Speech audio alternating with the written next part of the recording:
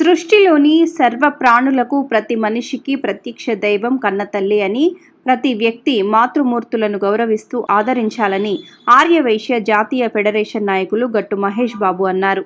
నగరంలోని ఆర్యవైశ్య వేడుకల మందిరంలో గురువారం వీఎన్ఆర్ బ్యానర్పై నేత్రపర్వంగా మదర్స్ డే ముందస్తు వేడుకలను ఆయన జ్యోతి వెలిగించి ప్రారంభించారు.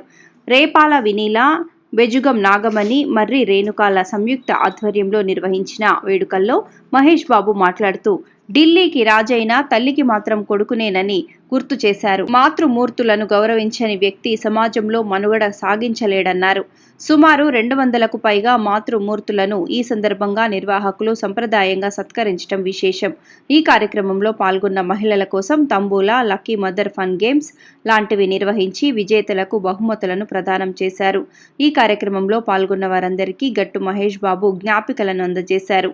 ఇంకా ఈ కార్యక్రమంలో చందా భారతి, సింధూజ, వరలక్ష్మి తదితర వైశ్య మహిళలు అతిథులుగా పాల్గొన్నారు.